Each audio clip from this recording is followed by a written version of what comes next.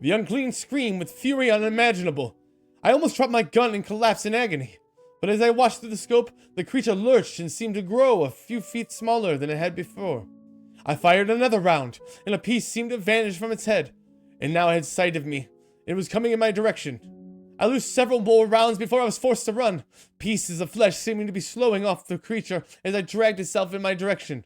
Its screams piercing the air with a deafening madness, I ran blindly, turning occasionally to fire its direction, changing magazines from time to time. Alas, I had been paying more attention to the creature behind me than the train in front of me, and I had found myself boxed in. I turned in to fire it again, and to my horror I discovered the gun had jammed. Lord Blackwood in the Land of the Unclean. December 25th, 1875. As far and as wide as I have traveled in my years, there is nothing in the world quite like Christmas time in London.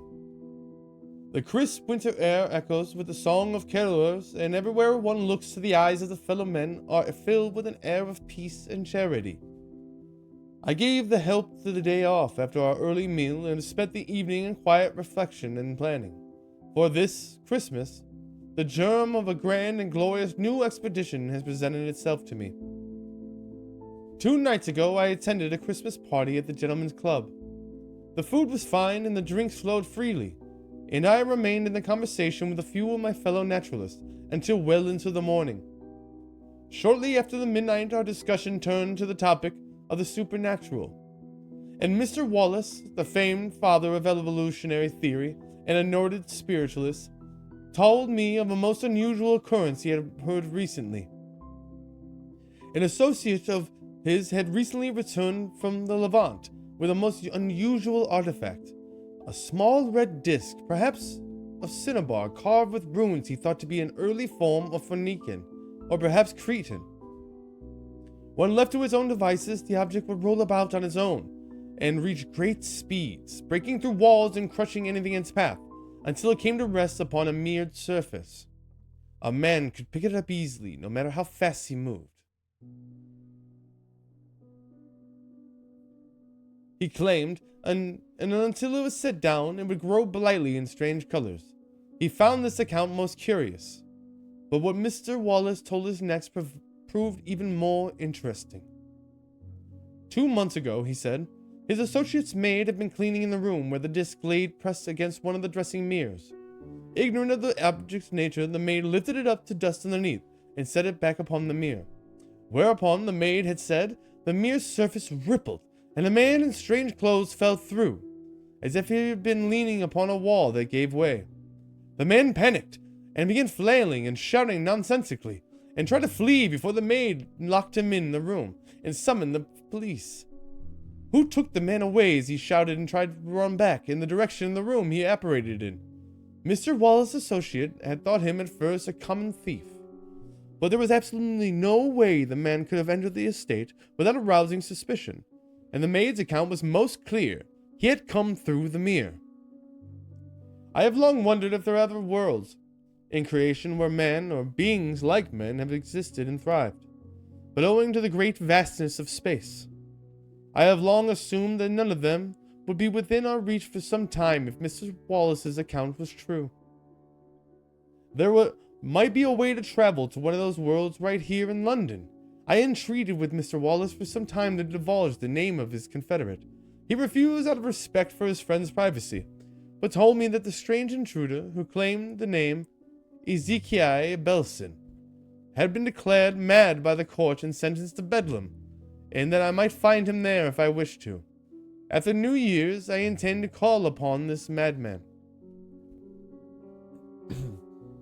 January 3rd, 1876. The fact that an institution like Bedlam is allowed to exist in our great nation is an affront. Were a man not already made upon entering these walls, the circumstances of his interment would make him so. I did my best to avert my eyes from the lunatics packed into dingy cells and overcrowded wards as a porter led me to a padded cell where the man named Ezekiel Belston had been locked away alone. None of the doctors have been able to speak to him, she said. If I wished to try, I was more than welcome to do so. A gruff-looking gaoler with large and ancient-looking keyring unlocked the door, and I invited myself inside, where Mr. Belson sat alone in the corner. I introduced myself, and as I said, and said I had to come and learn what I could, who he was, and where he come from. I listened carefully and found that the tongue he spoke almost resembles the English language, but it was far from any tongue that has ever been spoken in the Queen's court, twisted and altered as if by centuries of deviation, not dissimilar from how the many and various Romance languages evolved amidst the collapse of the Roman Empire. I stood and listened attentively as he repeated a series of sentences 3 times that I present below. Hi who are between space, blessed is your voice, ye harwatrin, I ear vissel, and hier and ner, await me in sin, vada, and shed me in sangre weapon, I but do the word of the Vedas below sabit. The man's accent was strange. It was partway through this third recitation when it occurred to me that he was attempting to pray. I knew the prayer well, and when he finished his third recitation, I repeated it back to him in Queen's English. He fell silent as he heard my rendition. His first reaction was more vitriolic than I expected. I believe he accused me of having the speech of the old elders, and accused me of being a sinner or a witch. I assured him as best I could that I was neither. I am a naturalist. He seemed to calm himself somewhat when he heard that word.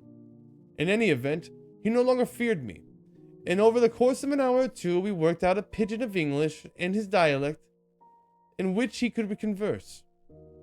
In time I came to a conclusion that he hails from a world which is surprisingly like and yet completely alien to our own. Mr. Belson had claimed to have come from a place called the city where Elijah fell. He describes it as a metropolis that would put London to shame.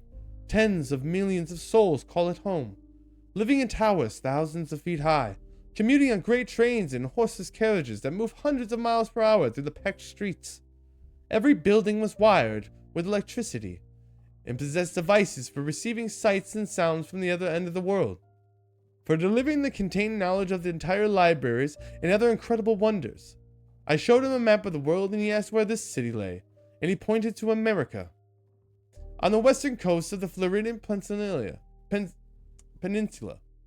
He claimed that he had been at work in one of these city's great towers, momentarily leaning against the wall during the prayer break, when the wall seemed to fall away behind him, and he found himself in a strange old house, with a strangely dressed woman screaming at him, confirming Mr. Wallace's account.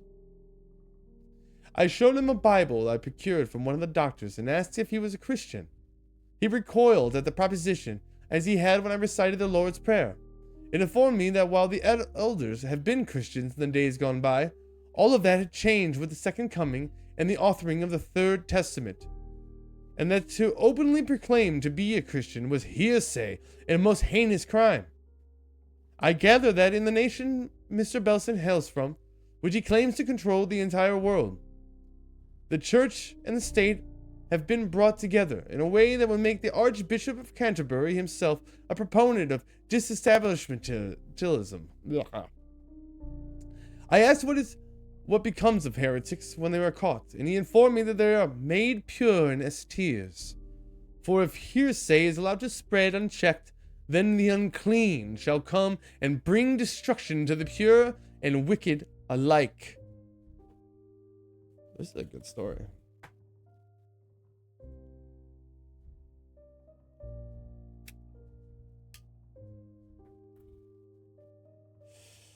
Mr. Belson refused to elaborate further when I asked him what the unclean were. He asserted me that it was blasphemy to even speak of them, for to say their name might draw their attention. I assured him that nobody in London would harm him for speaking of this matter, and that whatever an unclean might be, there were none in any corner of this world that I have explored. Belson was visibly frightened as he told me, in halting whispers, that the unclean were the devil, but unlike the devil of the heretics who lived in the pits below, these devils walked the earth.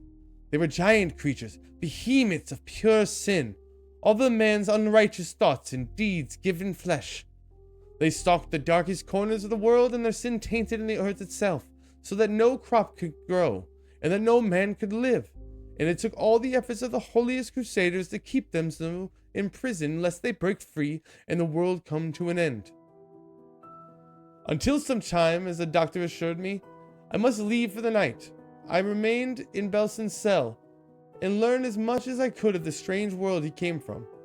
Matters of language, culture, fashion, everything a man might need to know travel amongst his gleaming cities anonymously.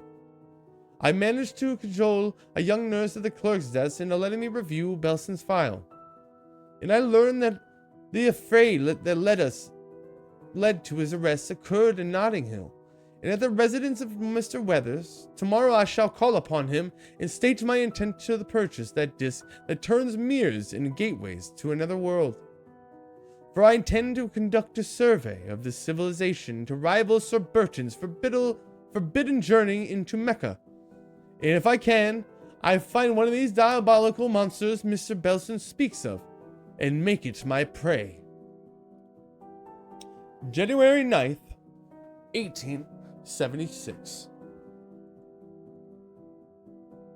Mr. Weather was quite relieved to be rid of the disc when I purchased it from him. It glowed an eerie purple, and as he handed it to me, and yet once in my own hand, its aura seemed to fade, and become instead of a greenish hue.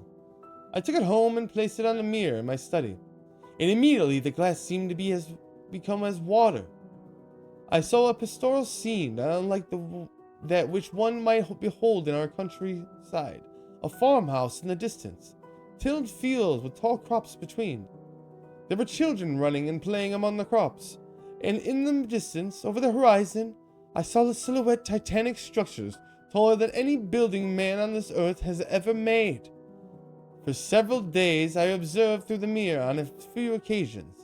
The farmer and his hands came close enough that I could hear the speech.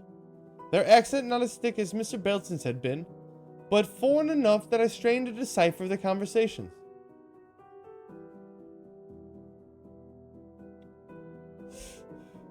The clothes they wore were not unlike those a farmhand might wear in England, but Mr. Belson had warned me the fashions of this city were very different from what he had seen in London, and I would be most out of place if any of my usual clothes. A visit the Metropolitan Police, and after a lengthy conversation with the precinct constable and the promise of sizable donation, I was able to acquire the clothes Mr. Belson had been wearing at the time he entered our world. It was not dissimilar to morning dress, but to my eye it seemed less formal. There was no waistcoat, the jacket was shorter and cut more conservatively with broad lapels, the cravat was thin and a solid shade of black. I had deeds tailored to fit me, and I stowed it away for when I reached the city. I have packed lightly, for I shall be traveling alone, and I shall have none of the native currency. For Mr. Belson had carried no billfold when he entered our world. I have my clothes and rations for a few days, and I shall enter dressed in a farmer's garb, and remain so dressed until I reach the metropolis. Gold and silver I have brought in hopes for trading currency, Mr. Belson having informed me that the principal from trade is paper. And within my pack I have hidden my pistol and several of Mr. Mott's weapons. I have my compass, my sextant, my electric torch, and a comprehensive atlas of the world, and my journal and a few good luck talismans besides those. The cycle of the day and the night in this other world is some 8 hours behind our own. From this I deduce that the scene I behold is somewhat along the western coast of America. I shall cross through the looking glass under my cover of night this evening, for fear of alarming the farmers of my presence, and make my way towards the city, where hopefully I can discover a library and institute of learning, and document the history and culture of this world, and where the so-called unfertile zones are located, so I may observe these unclean for myself. January 10th, 1876. What a world this is indeed! This is indeed one of the more temperate parts of the world, for though it was past midnight local time when I entered this world, the air was perfectly warm.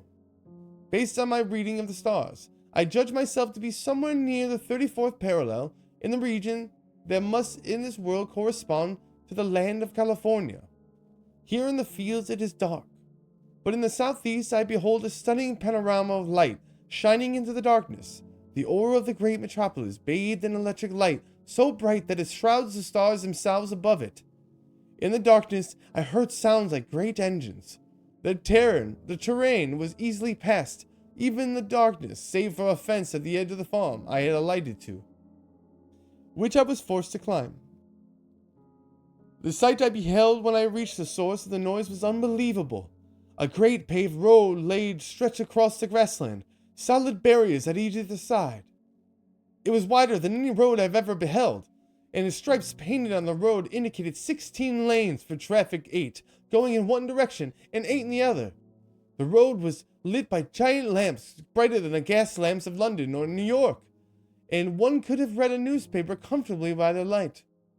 Even at this late hour, I watched in surprise and wonder, and no small amount of terror, I must admit, as motor carriages far more advanced than ballies and steam cars hurtled along road at speeds faster than the finest locomotive or the fastest racehorse.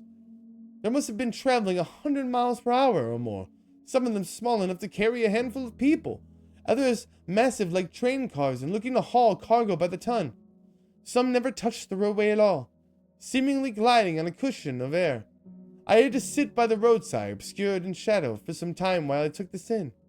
Many times in my life I have counted savage tribes that would never have seen the wonder of civilization. At this moment, I felt the savage myself, beholding wonders he has no hope of contemplating. I dared not cross the road, and it seemed like a straight away enough path to the city. I walked for several hours along its shoulder. It was difficult to tell in the darkness, but it looked to be about 30 miles to the outskirts of the city, and I judged it would take well past midday to reach the inhabited areas.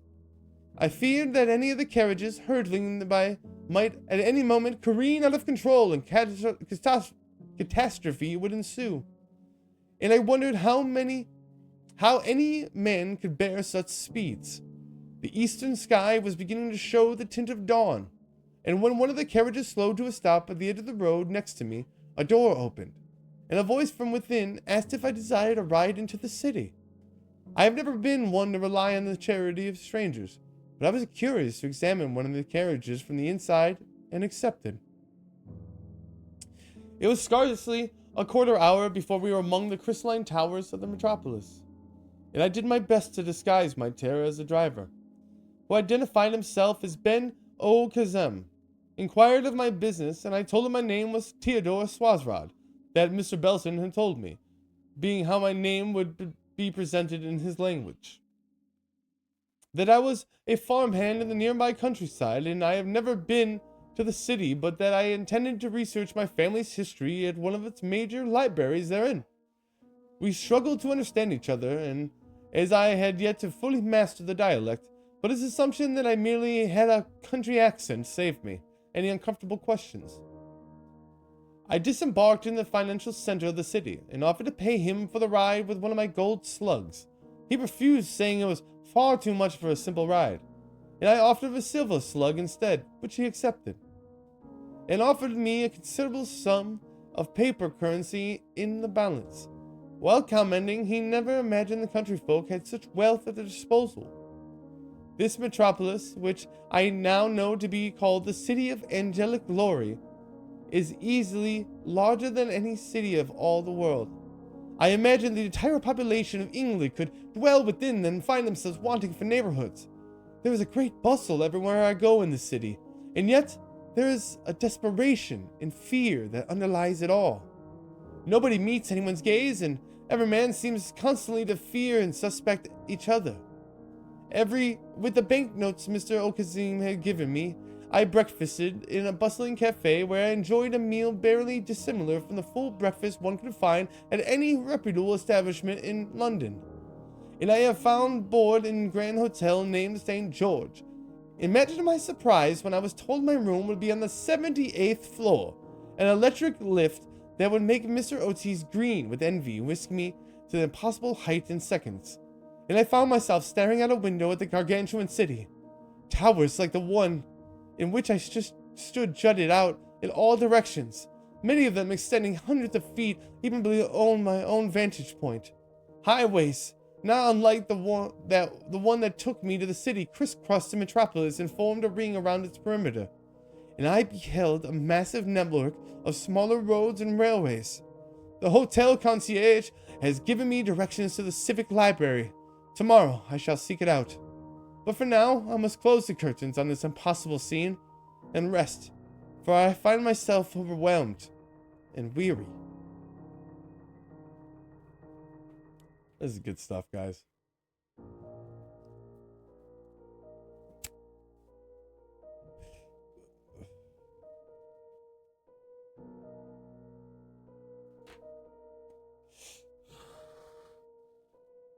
January 11th, 1876.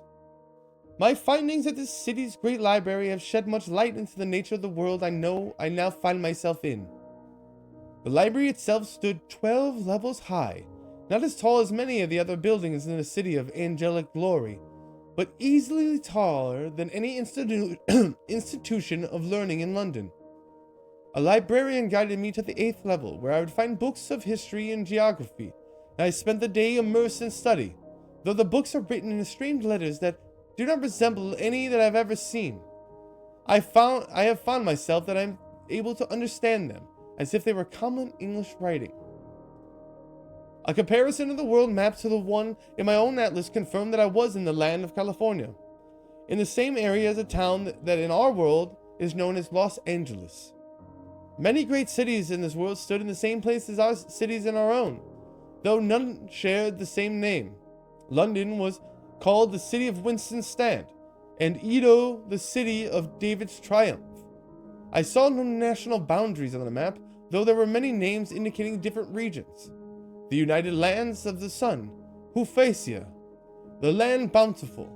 The only divisions indicated were between the Blessed Lands, colored green, and the Unfertile Lands, colored red. There were unfertile lands spread across the globe, and though I found the distribution most uneven, in North America I saw but 7, in Europe 4, while Africa had dozens, and almost the entirety of China was covered by them. I found that the Bible exists in this world, but is a Bible very unlike our own. It is about 1,000 pages longer, and is divided into 3 sections, named First, the Second, and the Third Testaments. The First and Second Testaments are similar to the Old and New Testaments of our Bible, but have been extensively rewritten. All references to God, the Lord, or the Father have been replaced with a simple reference to Him. And there is a greater emphasis on sin, uncleanliness, and purification than I ever recalled learning in school.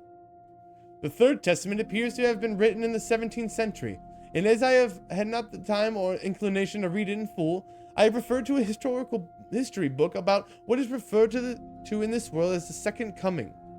Prior to the year 1621, or so I had found, the history of this world had been very much like our own, aside from certain linguistic or cultural details. An indication that the widespread colonization of the Americas had begun several hundred years earlier.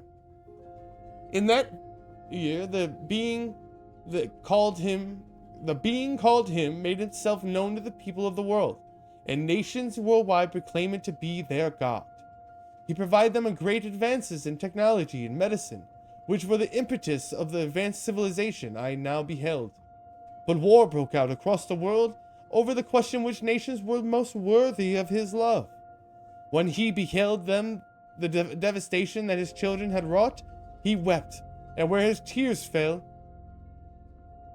those who tasted them were purified in sin and lost in their inclination to fight. But those who refused to cease in strife, those who were consumed by sin and evil, their wickedness was magnified in his absence, and took form until it became the unclean, the giant abominations that to this day lurk in the unfertile lands. All life that the unclean encounter is destroyed utterly. Men and women, animals, even plants are all consumed by the creatures and vanish into thin air, leaving behind only the ichor of sin it discharges when it feeds. Agents of the church, known as the Blessed Militia, guard these lands and do constant battle to keep the unclean imprisoned within. In time, the United Lands of the Sun brought together the nations of the world under the rule of theocracy, governed by a man named the Most Holy Father. There were 10 ranks of the clergy, from the Most Holy Father, blessed to be Most Holy Father himself, to the Blessed Fathers at the bottom, whose hierarchy comprised not only the church, but the courts, the legislature, and the executive powers of government. The judicial system was not unlike English law, though it incorporated elements similar to the canon law of the Roman Church, and the clergy were exempt from its direct judgment, for only the Most Holy himself could pass judgment on them. The death penalty was unknown. Those who had committed great crimes were bathed in the compound called the tears, supposedly refined from his own weepings, and if they survived the trial, then the urge to sin was cleansed from their mind. As luck would have it, one of the few unfertile lands in this country is located in the desert 100 miles east of this city. On the maps, I spotted a railway line that draws dangerously close to the border. Interestingly enough, I noticed that almost every city had a rail line leading directly into the fertile lands as well. But those were marked as for militia use only, and I deemed them inaccessible. Tomorrow I shall travel on the train that passes the border and find a way to depart as close to the edge as possible, and determine whether I can smuggle myself into this forbidden land. I know not much of the history I have read is true, and how much is hagiography concocted by the church, but I should soon find out.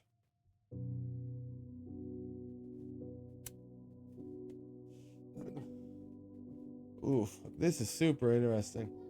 Shout out to Holly. Shout out to Holly. Shout out to Holly. Extra 65. Thank you so much for stopping by. This is pretty interesting stuff, guys.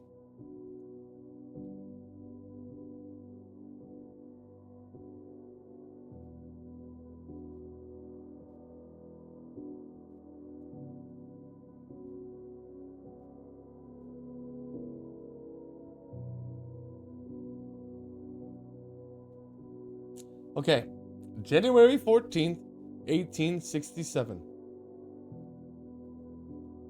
I am lucky to have escaped the events of the past few days with my life, but even now, as I may be doomed.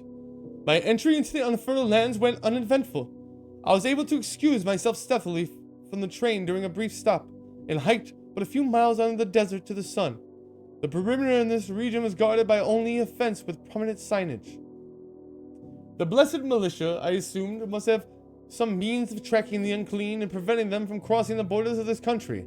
I, on the other hand, would have to rely on luck and providence. I could smell the unclean for hours before I spotted it. Nothing grows in this land, and there is no running water, nor so much as a buzzard in the sky. But the air hangs heavy with the undeniable stench of death. Worse than the foulest Scottish abattoir or the banks of the putrid Ganges. I could have been sick, but I steeled myself and pressed onward in the direction from which the stench seemed to be the strongest. I assembled and readied the destabilizing musket I had carried in my pack, a special model Mr. Moth had prepared especially for this expedition, and bringing to bear considerably more potential for atomic disassembly than the standard models. I spotted it after climbing a ridge, and it almost turned around and retreated right away. I had expected a creature the size of a man, but not much larger. The abomination I beheld was easily 500 feet long and dozens of feet tall. It was almost the shape of a man, but it had no legs. 2 arms that seemed to grow and shrink as they moved and dragged a massive trunk across the desert sands, while a head with no face seemed to loll and stare at nothing in particular. Its skin, the tone of a white man's, was smooth and hairless in its entire body, and it made no sound as it seemed to crawl about aimlessly. A brown ichor seemed to ooze from it before quickly evaporating. It was no wonder the people of this world thought these things to be devils made flesh. Even with my heavy destabilizer at the ready, I was obviously ill-equipped to hunt a creature of this size. I observed for several hours as it seemed to crawl aimlessly in the same general area, with no particular direction or agenda. Taking notes and making sketches, it was late in the afternoon, and I determined I would have to turn around. A train bound in the opposite direction would pass by shortly after nightfall. I intended to board it and return to the city, but luck was not with me. As I stood from my hiding spot upon the ridge, the Unclean's head turned in my direction, and it stopped its incessant crawling about. Though it had no eyes or ears, it somehow knew I was there, and though it had no mouth, the abomination let out a blood-curdling moan that echoed for miles. One of the creature's giant arms stretched out in my direction, and it began to drive itself my way. I had no choice but to stand and fight. I raised my musket at the creature's featureless visage, took careful aim, and fired. The Unclean was wholly unaffected, as the bolt from my musket passed harmlessly through it and dissipated in the atmosphere. In seconds, it was before me, and I was sure I was about to die. The creature loomed above me, resting itself on its giant hands as the face bore down upon me. Before it could presumably devour me whole, I heard a massive report, and a giant shell struck the Unclean in the face and exploded. I was showered in foul-smelling brown ichor as the beast's face was torn open, and though the wound seemed to seal itself quickly, more and more shells struck it in the face, the truck, and the arms. It stumbled, and I ran to avoid it falling on me, as men in dark-colored uniforms decorated with symbols like those I had found on the disc in London pounded it with artillery. It lurched at them, and one of the men vanished. And one of the soldiers devoured whole by the creature, clothes and weapons falling to the ground as the man vanished. Soon it could take no more as the barrage continued, and it turned around and fled back into the desert. I retreated in the direction from which I had come to find an envoy of armored motor carriages armed with heavy cannons. I attempted to run, but in seconds the soldiers surrounded me and apprehended me in the name of the blessed militia. I was told I was lucky to be alive after attempting such foolish pursuit, and that I would be put to question by the court of blessed voices. My situation was compounded when one of the soldiers searched my pack and found one of my good luck charms, a small gold cross that had been given to me by the Patriarch of Alexandria during my exploits in 1855. The soldiers immediately declared me a heretic, and some were of the opinion I should be shot then and there, or taken back for the Unclean to devour. In either event, I was bound with steel cuffs and extorted to a prison cell, where I now await trial. They do not know I still have this journal, though if I'm convicted of heresy and put to the tears, it may not be long matter.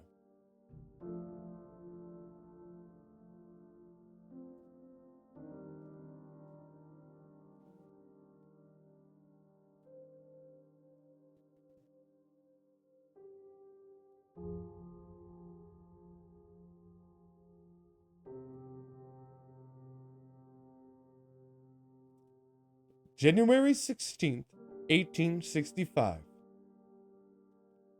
I was brought before the court of blessed voices yesterday. The scene I found myself in looked like a scene of the Spanish Inquisition. 3 men in arcane robes beheld me from atop the judge's bench, while I stood in the dock guarded by the blessed militia. The senior judge advised me I had been accused of heresy and trespassing in the unfertile lands, and that I faced the tears, and demanded my plea. No lawyer had been provided of me, and I expected nothing resembling a fair trial if I contested the charges. Yet if I plead guilty, I would surely be put to the tears, and my mind torn apart by that mysterious concoction, recalling the laws of this land were similar to those of medieval England, and that no member of the priesthood might be tried by them. I took a gamble and insisted that I was a man of the cloth, and thereby was entitled to the benefit of clergy, the ancient right of a holy man to avoid prosecution by proving his ability to read from the Bible. The judges were most skeptical of this proposition. Even in this nation, the benefit of clergy was an outdated right. For many more people could read in these days than simply the priesthood. A reference to the legal text, however, found that the right had never been de-established, and I was told I could attempt the exercise that benefit if I wished, but it would then be up to the most holy Father himself to judge my fate, and he would be less forgiving than this court. I hoped for nothing less than play for time, and I agreed. It was decided that I was expected to read 3 verses. One of the strange Bibles of this world was placed before me and opened to the Third Testament, and I was asked to read a passage called Edward 7, verse 22. As before, the strange lettering of this world's language made itself clear to me, and I read, "Be free of sin, therefore, as he and his angels are free of sin. For wherever transpires in the hearts of men, the unclean walk among us." Next, the book was opened to the First Testament, and I was asked to read Psalm 20, chapter 23, verse 4. It was most unlike the version I learned in the chapel many years ago, but I read it clear and true. "Though I walk in the land of the unclean, I will fear no evil, for you are always watching. Your voice and your sight protect me." I was surprised when the judge closed the book and Thanks for the file, my dude. I was surprised when the judges closed the book and proclaimed I would have to prove myself by reciting the 3rd verse from memory. I was challenged to recite Matthew chapter 5, verses 38 through 39 from the Second Testament. I knew well enough the verse in the King James Bible, but I had no way of knowing how it may have been presented in this world, or even of their strange theology to guess. I felt doom creep upon me, and I decided to do the best I could, and close my eyes as I recited the verses I knew. "Ye have heard that it hath been said, an eye for an eye, and a tooth for a tooth. But I say unto you, that ye resist not evil, but whoever shall smite thee on thy right cheek, turn to him other also." The judges did not respond to this reading. They retreated to their bench and discussed amongst themselves for a few moments. And one departed briefly, returning with a truly ancient... Hey, thanks for the sub, Akis. Thanks. Hey, what's up, Anjor? Start that over. The judges did not at first respond to this reading. They retreated to their bench and discussed amongst themselves for a few moments, and one departed briefly, returning with a truly ancient book, which they examined while conferring further. I wonder if reciting the verse in its original form might have only confirmed the accusation of me, when my bonds were removed and I was ordered to follow the chief judge to his chambers. Oh, dude, stream's going great, dude. I think we just went through a bunch of news stories. It was fun.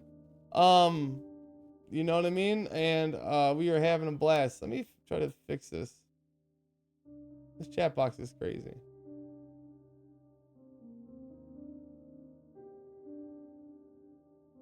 I need to fix this post-stream. But yeah, right now we're in the middle of some Blackwood. We already read one SPC file. And now we're in the middle of the land of the thaumaturge. Dude, I have never read SP. Oh, thanks, dude. Yeah, I'm working on it. This is I think we're gonna get better and better at this. Thank you. Yeah, stay tuned. I mean, we're gonna finish. We're gonna do a couple of these a day, and we're gonna finish this one for sure. So, where we left off. All right. Seated behind a magnificent desk of fine ebony, the chief judge informed me that I had correctly recited the verse in question, as it has existed in the ancient Bible. Before the second coming, those old texts were forbidden to the public. Even the heretic sects made do with modern versions, and the only known copies in existence were in possession of the church fathers themselves for their personal study. The book he had examined was the only ancient Bible in the entire city, and before today had not been removed for safekeeping for over 50 years. And yet I knew its verses by heart. Therefore, he said, it was obvious that I was at very least a holy father, one of the third highest echelon of the clergy, who had traveled incognito to this land for some purpose. Though he had no power as a mere blessed voice to compel my obedience, he asked why I had come, and what I had been doing in the unfertile lands, with the heretic's cross and a strange weapon that was useless against the unclean. An opportunity had been granted to me, and I chose to take advantage of it. I informed the blessed voice, a senior member of the Church's Scientific Research Division, conducting tests on the development of improved weapons for suppressing or even killing the unclean. I told him that my destabilizing musket was the product of this project and had shown promise in tests against tissue samples. But I have been delegated to test it myself in the field. Unfortunately, it had not lived up to its promise, and further refinements would obviously be needed before I could live up to its full potential. The cross, I claimed, was merely a trophy I had taken from a heretic in the priesthood that I exposed his treason. To my surprise, the blessed voice did not question my account at all. So the great respect for fear and authority is within this nation, I suspect, and that the mere supposition that I was a superior was enough to put me beyond reproach. By the end of our meeting, we had offered me access to the laboratory in Blessed Militia's base at the edge of the unfertile zone. I accepted his proposition, and today I found myself examining a facility which makes the laboratory in my own estate look like child's plaything. It's fully appointed with every instrument a man of science could want, and several that do not yet even understand the purpose of. There are full stocks of chemicals as well as tissue samples acquired from the unclean. Samples of the Icarus discharge and a variety of medical nutrients and fluids, including the mind-altering substance known as the Lord's Tears. I have been given private quarters within the base, and the militiamen gave me a wide berth. I have noticed they avert their eyes as I pass them in the halls, and all their conversation ceases when I enter a room. They believe I hold power over their very lives. For now, at least, I shall make no effort to disabuse them of this notion. It shall take me some time, but perhaps with this equipment and the samples provided me, I can learn enough of the nature of this unclean to generally construct a weapon capable of causing true damage to them. If only Deeds were here, at least I would have a capable lab assistant.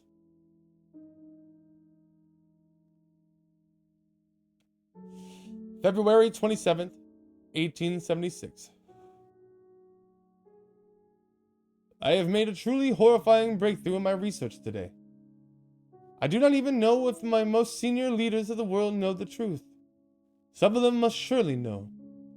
If a heretic from another world was able to figure out so quickly, and they have gone to great lengths to hide it from the world in the lie of a religion. The beings called unclean are not devils or beings of pure sin, but gross mutations of the human form itself. The key is the tears. I know not what the true origin of the compound is, or from where it comes, but it is more than a simple tool of mind control. Where human flesh is exposed to a significant enough concentration, it changes. The bonds that hold the atoms together peel away, and it becomes mutable and elastic, folding around and absorbing all other life introduced to it. A single mutant becomes 2, and then 3, and 4, growing larger and larger, becoming less and less human in form, until it becomes unclean. I wondered how these creatures first came to be created.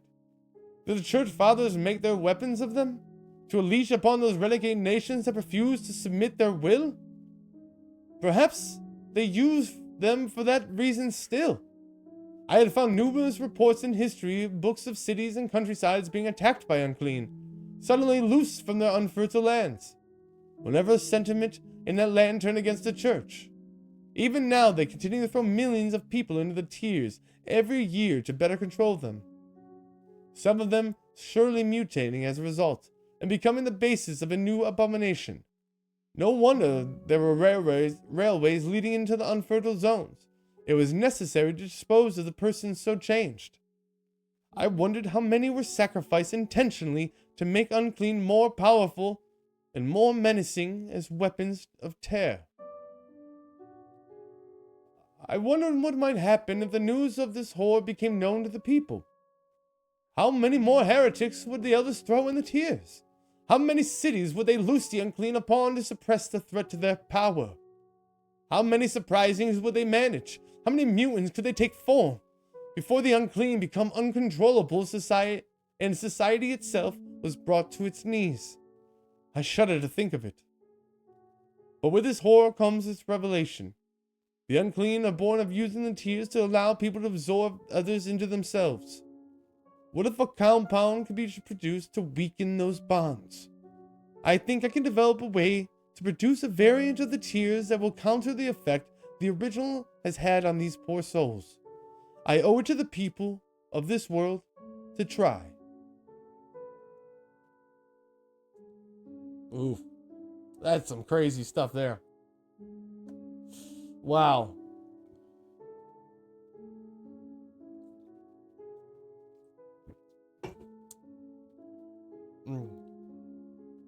Good. March 20th, 1867. Today is a day I shall remember for the rest of my life. After weeks of research, I have produced my weapon, a serum which I have no small amount of pride named Blackwood's Tears. I have tested it on tissue samples of the unclean and watched them dissolve before my very eyes. It took several days experimenting with one of the most sophisticated repeater rifles used by the militiamen of this world. But I have developed a custom rifle that fires syringes filled with Blackwood's Tears. Upon impact, the force should activate, plunging the device and inject the serum directly into its target. I have produced several hundred rounds of serum and loaded them into magazines. If my calculations prove true, it should only take a few dozen to destroy one of the abominations. Yesterday I spoke to a colonel of the militiamen who confirmed that the trains in the unfurled zones are used to carry people who the fathers have declared incurably sinful. Though he did not know the true meaning of that infamous phrase, he said a highly purified vial of tears was contained on each train, which lured the unclean to it. Thus, the incurable were disposed of, and the unclean were kept wandering too far. I arranged for the train to be sent out this morning, empty but for myself. My weapon and the purified tears before I left, I gave him a copy of my findings, and made him promise to read it entirely, including my opinions on what might happen if this knowledge becomes widely known, and to make sure that Blackwood's Tears were being manufactured around the world before the day when the knowledge comes out. He nodded in silent agreement as the train pulled away. Shortly before noon, the train parked itself at a dead end in the middle of the desert. I readied my weapon and waited in a blind outside the trail.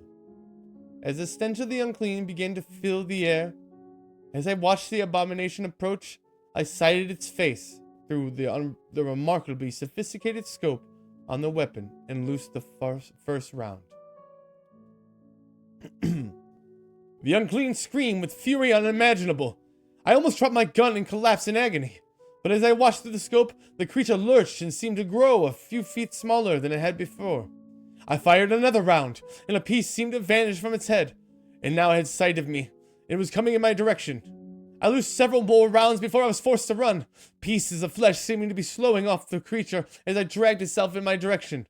Its screams piercing the air with a deafening madness, I ran blindly, turning occasionally to fire its direction, changing magazines from time to time. Alas, I had been paying more attention to the creature behind me than the train in front of me, and I had found myself boxed in. I turned in to fire it again, and to my horror I discovered the gun had jammed. The unclean was less than half the size it had been before. It dragged itself in my direction, slowed but unrelenting as I furiously tried to clear the jam. It screamed as it raised itself above me. Somehow, in its wounded state, the monster seemed more human than it had before. Across every inch of the giant's screen, I seemed to behold a different face, and each furious proclamation, it seemed to echo within the hundreds in fear and agony.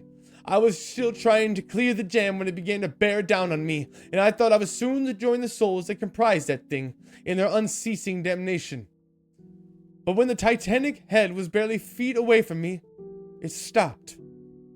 The unclean held itself motionless above me. It could have moved in for the kill at any time, but instead it waited as I cleared the jam. And second later, my weapon was ready to fire. I understood. The unclean was an amalgamation of cursed souls and eternal pain and confusion, seeking a release that was forever denied to them. The first thing before me wanted to die. The thing before me wanted to die. I aimed my weapon, closed my eyes, and emptied the magazine into its faceless visage as it screamed a final time, and the scream was instantly cut short, echoing across the desert before dissipating entirely. When I opened my eyes, a scene of utter carnage lay before me. Of the unclean itself there was no sign, but instead, hundreds of men and women and children, naked as the day they were born, lay sprawled across the desert plains, dead or dying. I walked among them and saw young and old, gasping for air in their final moments. But none of them lasted more than a few moments before expiring. Among the crowd I spotted a face I recognized, the soldier of the blessed militia who had been killed. So I thought at the time. In the attack that saved my life, as I looked at the dying man, his eyes met mine, and he spoke two words. Thank you. I made my way back west in the direction I had intended to flee in January, and boarded the train back to the city of angelic glory. The faster I can put this scene and these unfertile lands behind me, the better it shall be for my sanity. Wow. Woo!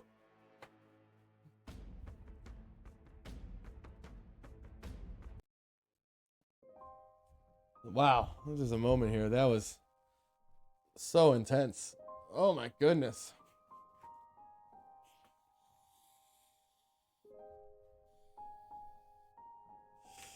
Oh, I hope you guys are enjoying this. Hi, Ollie. I hope you guys are enjoying this. March 23rd, 1876. I returned through the Mere to London before dawn in the morning of this world, arriving back at my study just after noon London time. I was most thankful to find the gateway still worked. I had not expected to be away as long as I have been, and feared it might have been ceased functioning or the disc removed from the mirror. I immediately removed it from the mirror myself and set it on the ground, whereupon it rolled back to the mirror and attached itself. But having not been placed there by a human being, the mirror was only a looking glass, and the portals of that world and the horrors that populated it was, for now, sealed. I do not think I shall journey to that world again. The unclean were monstrous enough, but there is a certain irony in the fact that, as alien and terrifying as they were, the greatest evil to populate that land was man itself. For it was the leaders of men who must have created the unclean to begin with, and who continued to allow their existence in order to perpetuate their reign of terror. The gun and the Blackwood's tears I have brought back with me shall likely prove of little use in this world, but I shall store them at my house in the country for now.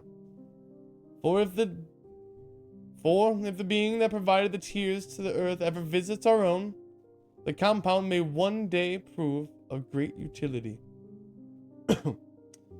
I visited Mr. Belson again today at Bedlam. I told him of my journey to his land, but what I had learned there I kept to myself, and that I had the means to return him there if he so desired it. He declined. Having been gone so long and having vanished so suddenly, he would surely be under great suspicion if he returned, and would likely be put to the tears, a fate that I now wish on no man.